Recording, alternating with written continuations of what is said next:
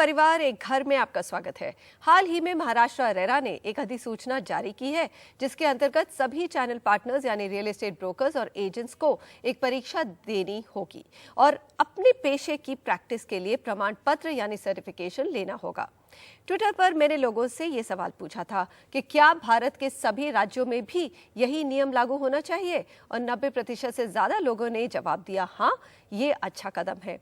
लेकिन brokers agents क्या भूमिका निभाते हैं और क्या इस तरह का सर्टिफिकेशन घर खरीदारों के लिए बेहतर होगा? आइए जानते हैं प्रदीप अग्रवाल जी से, जो सिग्नेचर ग्लोबल के चेयरमैन हैं, और विकास वधावन, जो ग्रुप सीएफओ हैं PropTiger और Housing.com के। आप दोनों का बहुत बहुत स्वागत है। प्रदीप जी, चैनल पार्टनर से तो आप काफ़ी मिलकर काम करते होंगे। आपके मुताबिक कितने जिम्मेदार हैं चैनल पार्टनर्स एक अंडर कंस्ट्रक्शन प्रोजेक्ट्स में बिक्री के लिए यानी सेल्स के लिए? Thank you Manisha ji. So channel partners मुझे लगता है रियल एस्टेट के इकोसिस्टम का एक महत्वपूर्ण अंग है, क्योंकि आज जब इनडायरेक्ट सेल्स की बात करें तो जो डेवलपर्स हैं वो चैनल पार्टनर्स के पास जाते हैं।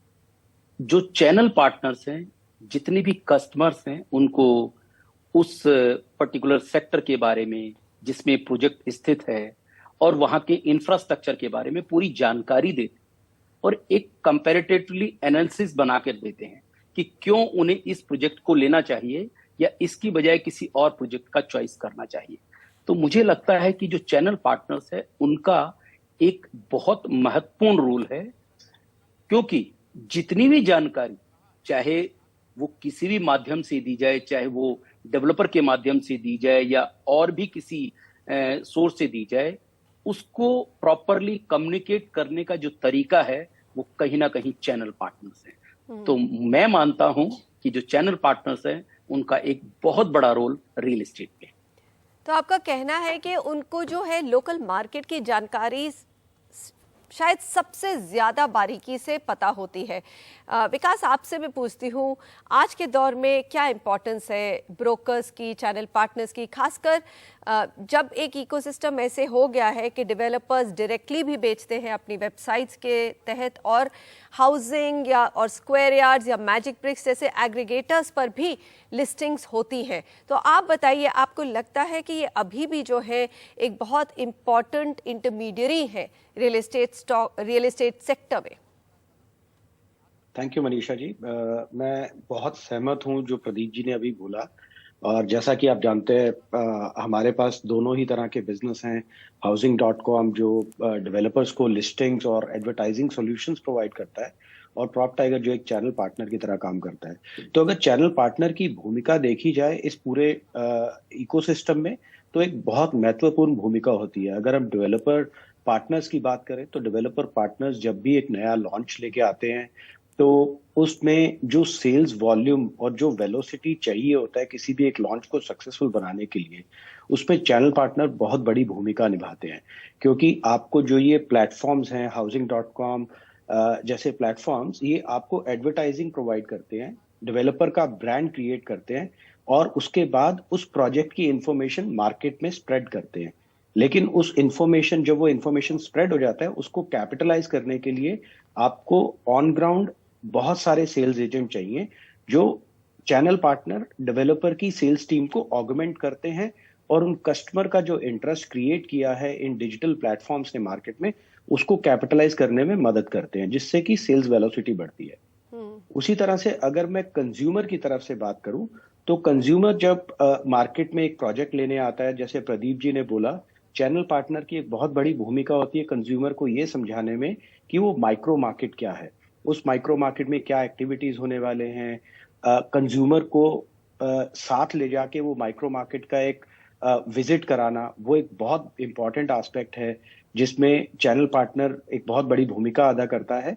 और हालांकि डेवलपर की क्रेडिबिलिटी बहुत इंपॉर्टेंट है, लेकिन कस्टमर का एक कॉन्फिडेंस बढ़ जाता है जब वो एक चैनल पार्टनर से वही बातें इंडिपेंडेंटली सुनता है। चलिए विकास, तो आपने प्रदीप जी जो कह रहे हैं उससे आपने सहमति दी है। एक बात बताइए प्रदीप जी, रेरा ने जब नियम लागू किए थे तो उन्होंने ये भी कहा था कि चैनल पार्टनर्स को रेरा के साथ रजिस्टर करना ज़रूरी होगा, नहीं तो वो ऑपरेट नहीं कर सकते हैं मार्केट में। लेकिन जो इस समय महारेरा ने एक स्टेप आगे लिया है, उन्होंने कहा है कि आप एक कोर्स करिए और वो 20 घंटे का कोर्स के बाद आप एक परीक्षा भी दीजिए, जिससे उनको लगता है कि ये जो सेक्टर है और मजबूत होगा और जो बायर सेलर्स हैं और भी बेहतर प्रोटेक्टेड होंगे। आपकी क्या राय है उस पर? तो मनीषा जी, अगर मैं इसको इस तरीके से आपको जवाब दूं कि कहीं ना कहीं आप देखें, जो कैपिटल मार्केट है, कैपिटल मार्केट में जो ब्रोकर्स हैं, उनके जो सब ब्रोकर्स हैं, उनका एक बहुत बड़ा रोल होता है। तो जब सेबी ने स्टार्टिंग में जब रूल्स बनाए तो उसमें जो सब ब्रोकर का रूल्स है वो भी बहुत प्रोमिनेंट रखा और उनका रजिस्टर्ड होना मस्ट रखा। आज आप देखिए कि जितने भी सब ब्रोकर्स हैं कैपिटल मार्केट में, केवल वही लोग जो रजिस्टर्ड हैं वही केवल अपने क्लाइंट्स के लिए काम कर सकते हैं ब्रोकर्स के साथ जुड़कर। आप देखिए धीरे धीरे वही कल्चर और वही सारी चीजें रेरा के थ्रू रियल एस्टेट मार्केट में आती जा रही हैं और मुझे लगता है ये एक बहुत महत्वपूर्ण कदम है, क्योंकि जो भी चैनल पार्टनर्स है उसको पूरी जानकारी रियल एस्टेट के बारे में होनी चाहिए, उसके रूल रेगुलेशंस के बारे में होनी चाहिए। और क्योंकि जैसा एक मिस सेल का बहुत बड़ा कॉन्सेप्ट रहा है, तो उसको भी अपनी एक जिम्मेवारी का एहसास रहना चाहिए कि जो कस्टमर आज जो बहुत ज्यादा प्रॉपर्टीज के बारे में या उस डेवलपर के बारे में ज्यादा नहीं जानता है, और वो जो चैनल पार्टनर है शायद वो वैसी चीजों से बहुत बार निकला है और उस डेवलपर के बारे में, उस पर्टिकुलर प्रोजेक्ट के बारे में बहुत ज्यादा तरीके से उसके पास जानकारी है, वो उसको प्रॉपर मुहैया कराए। अगर वो किसी भी तरीके से मिस सेल करता है तो वो भी उस रेगुलेटर के अंडर आ सके अगर वो कुछ भी गलत कर रहा है। तो मुझे लगता है महाराष्ट्र रेरा का ये जो एक एडवाइस है कि जो 20 घंटे की जो ट्रेनिंग है ये बहुत जरूरी है। मुझे लगता है कि 20 घंटे की ट्रेनिंग तो मिनिमम होनी ही चाहिए। शायद इस ट्रेनिंग को टाइम बाय टाइम और भी ज्यादा बढ़ाना चाहिए, जिससे ज्यादा से ज्यादा जानकारी जो पूरे रेरा के जितने भी नियम हैं उनको प्रॉपर बताया जाना चाहिए, ताकि जो वो खुद भी एजुकेट हो सकें और कस्टमर को भी एजुकेट कर सके। और विकास, मैंने तो ये देखा और काफ़ी ब्रोकर से मेरी इंटरेक्शन होती है, तो एक तो है पूरे ग्रुप ऑफ प्रोफेशनल ब्रोकर्स, उनके पास एक्सपीरियंस है, वो काफ़ी बारीकी से इंडस्ट्री को समझते हैं, रेरा के लॉज को समझते हैं। लेकिन एक ऐसा भी ग्रुप है, और खासकर छोटे शहरों में, जो आज के दिन में अगर आप उनसे पूछें कि हम रेरा वेबसाइट आपके राज्य की जो है उसको कैसे नेविगेट करें, तो वो भी आपको नहीं बता पाएंगे। तो मेरे ख्याल से ये जो कदम है ये एक पूरी इंडस्ट्री को ही नहीं, सभी को एक बेटर प्रोफेशनलिज्म देगी। और दूसरी बात ये भी है कि वो लोग सिर्फ कमीशन के बेसिस पे काम नहीं करेंगे, सिर्फ ऐसे प्रोजेक्ट्स बेचेंगे जिन पे उनको भरोसा है, जो डिलीवर हो सके। आपका ऐसा मानना है?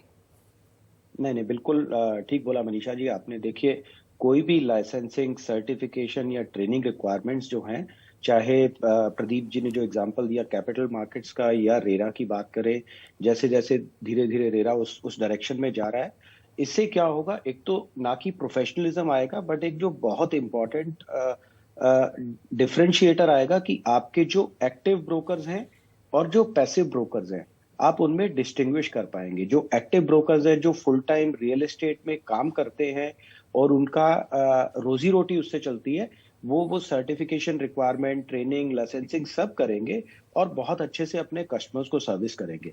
प्रोफेशनलिज्म तो बढ़ेगा ही बढ़ेगा ऐसी ट्रेनिंग से, अकाउंटेबिलिटी भी बढ़ेगी एक रियल एस्टेट ब्रोकर की, जो इस इकोसिस्टम का बहुत इंपॉर्टेंट पार्ट है। इनफैक्ट मेरा मानना तो ये है, रेरा को ना कि सिर्फ न्यू होम्स पे फोकस करना चाहिए, बट हमने इसका फ्रूट देख लिया है, हमने इसके रिजल्ट्स देख लिए पिछले 5 सालों में। नाउ रेरा को देखना चाहिए कि कैसे इसको रेंटल और रीसेल में भी एक्सपैंड किया जाए। चलिए, रेंटल नेक्स्ट स्टेप जो है आपने दिखा दी है कि रेंटल पे भी इसकी नज़र होनी चाहिए, और रेरा को जो ब्रोकर्स रेंटल कर रहे हैं उन्हें भी रजिस्टर करना चाहिए। प्रदीप जी और विकास जी, थैंक यू वेरी मच। ये तो बात हम भी मानते हैं कि रियल एस्टेट ब्रोकर्स अपने लोकल एरिया को बहुत बारीकी से समझते हैं और उनके सर्टिफिकेशन से पूरे सेक्टर में ट्रांसपेरेंसी बढ़ेगी ही। आज इतना ही। हर परिवार एक घर में हमसे जुड़ने का बहुत बहुत शुक्रिया।